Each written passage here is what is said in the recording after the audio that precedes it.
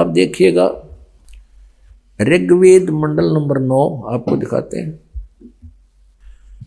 ऋग्वेद मंडल number 9 10 से इकट्ठे ही जल्द हैं, अनुवादित हैं।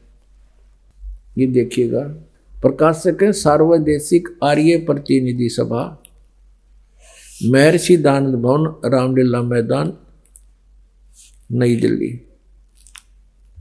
ये इनके फोन और फैक्स नंबर है। ये झूठे भी नहीं रहे थे। इन्होंने लिखा है कि महर्षि दानंद सरस्वती कृत, यानी महर्षि दानंद ने इसका अनुवाद किया, इनका कहना, लेकिन ये इन्होंने झूठ लिखा है।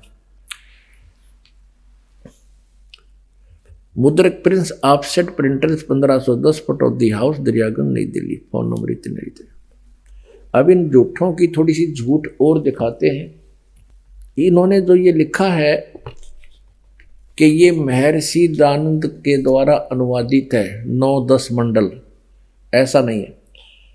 ये दानंद का नाम इसलिए लिखा करते थे कि इसके नाम से ये वेद इनके बिक जाया करते हैं, और श्रद्धालु ये देखकर कि किसके अनुवादित हैं, अनुवादकर्ता कौन है, महर्षि दानंद है, तो आंख मीच के ले जाया करते। दानंद अगर अनुवाद करता तो इसका उड़ंगा कर जाता, वो तो कति भट्ठा बैठाने का ठेका ले रहा था। अब देखिएगा, इस पे स्पष्ट किया है, यह एक ऋग्वेद का भाषा भाष्य है। ऋग्वेद भाष्य महर्षि दानंद सरस्वती, संपादक दानंद अर्पण, विश्व मानव परिषद पंजीकृत 46/5 सामुदायिक केंद्र पूर्वी कैलाश नई दिल्ली, ऐसे। और ये कहाँ से छपी है? वेद सब सत्य विद्याओं का पुस्तक है महर्षि दानंद। दानंद का मानना है कि वेद में जो लिखा वो सत्य है। ठीक है, ये कहाँ से छपा है? प्रकाशक विश्व मानव उत्थान परिषद पंजीकृत, ये तो आपने पढ़ लिया। मुद्रक है कंपू डाटा सर्विसेज नई दिल्ली, ये ऐसे। अब इसकी जिल्द पर इन्होंने लिखा है, देखना। यह भाष्यकार कौन है इस ऋग्वेद के? कौन कौन है? महर्षि दानंद सरस्वती, मंडल 1 से 6, बस। महर्षि दानंद जी ने तो मंडल 1 से 6 मंडल का अनुवाद किया था, फिर इसकी मृत्यु हो गई थी। उसके बाद किसने किया? श्रीपाद दामोदर 7 से लेकर 10 मंडल। और इन्होंने जब 9-10 पर यह लिखा है कि महर्षि दानंद कृत, अभी आपको फिर दिखाएंगे वही ऋग्वेद जो 9-10 मंडल है, ये सार्वदेशिक आर्य प्रतिनिधि सभा दिल्ली से प्रकाशित है। तो इन्होंने झूठा लिखा है इसके ऊपर कि ये महर्षि दानंद ने अनुवाद किया, नहीं। इसके अनुवाद करता ही आपको दिखा दिए, श्रीपाद दामोदर 7वें लेकर, इन्होंने 7 से लेकर 10 मंडल तक, 7, 8, 9, 10, 4 मंडल का अनुवाद उन्होंने किया। दानंद जी ने तो केवल 1 से लेकर 6 तक रखे। ये देखिए, इन्होंने इस पर महर्षि दानंद की फीत ला दी कि इसके नाम तो ये व्याख्या करता, ना तो व्याख्या ना हो उनका। ये वही है जो अभी आपको दिखाया। और ये लिख दिया महर्षि दानंद सरस्वती कृत आर्य भाषा भाष्य, अनुवाद कहें दानंद ने कराया। अब हम अपने काम की बात पर आते हैं।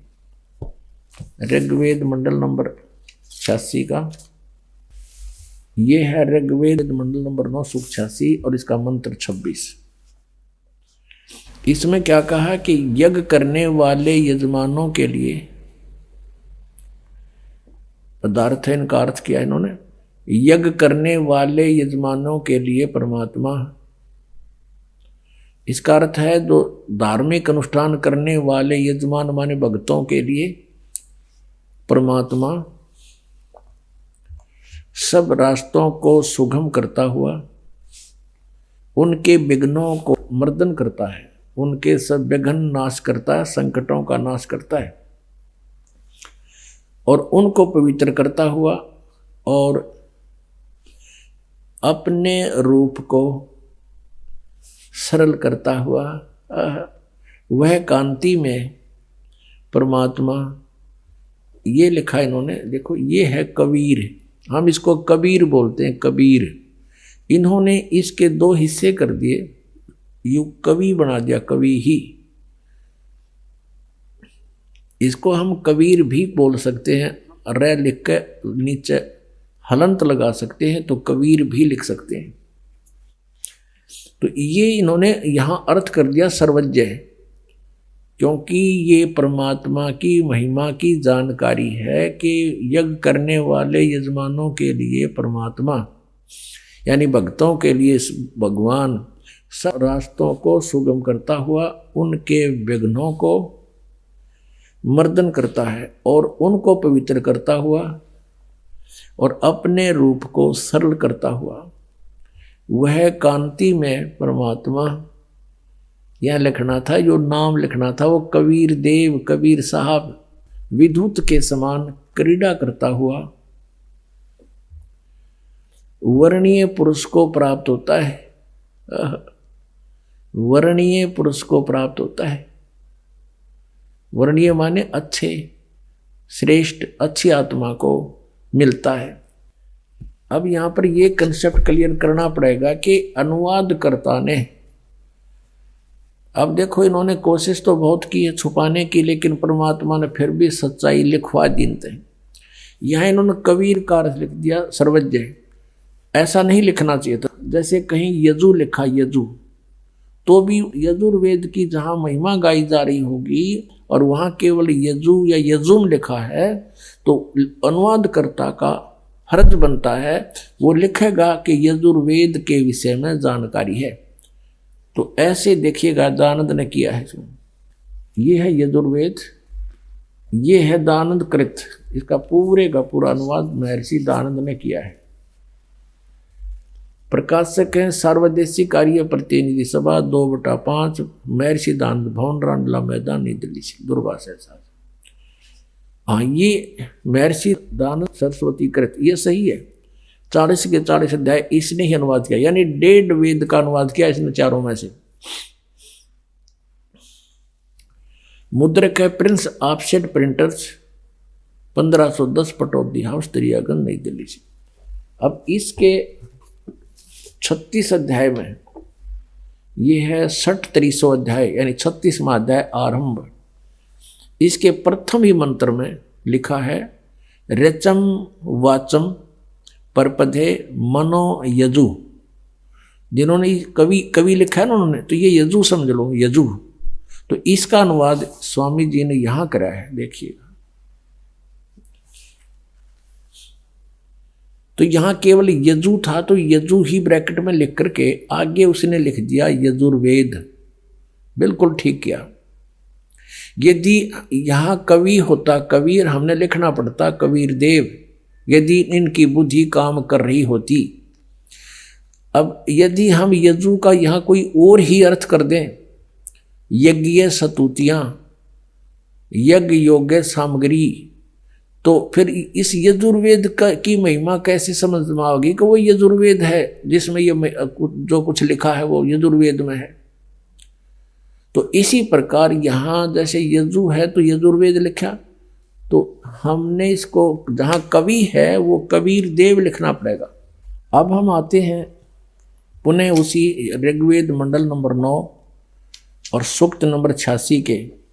ये वही हमने ऋग्वेद फिर ले लिया, ये वही ऋग्वेद है जो अभी आपको दिखाया था, सार्वदेशिक आर्य प्रतिनिधि सभा से प्रकाशित है।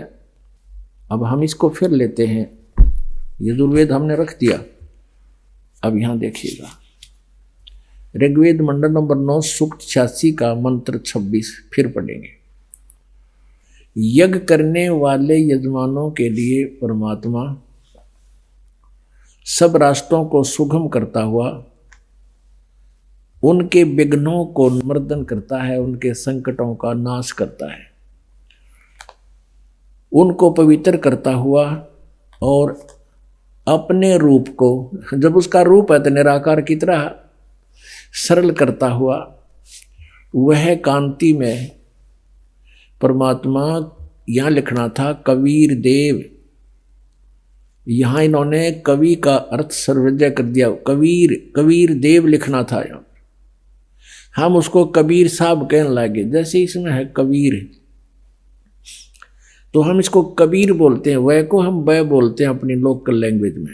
इस कारण से वो हमारे हिसाब से कबीर है, और वेदों में कबीर लिखा है तो कोई दिक्कत नहीं। जैसे किसी का वेद प्रकाश नाम है, हम उसको वेद प्रकाश कहते हैं, आदमी वही है, इतना सा ध्यान रखें बस, व्यक्ति वही है। वो कबीर देव विद्युत के समान क्रीड़ा करता हुआ वर्णीय पुरुष यानी श्रेष्ठ आत्मा को प्राप्त होता है। अच्छी आत्मा को आगे मिलता है। अब देखिए, और वो कहाँ रहता है? 27 में। जो परमात्मा ध्युलोक मनुष्य तेजो में सतलोक के तीसरे पृष्ठ पर विराजमान है, यानी एक स्थान पर बैठा है वो भगवान।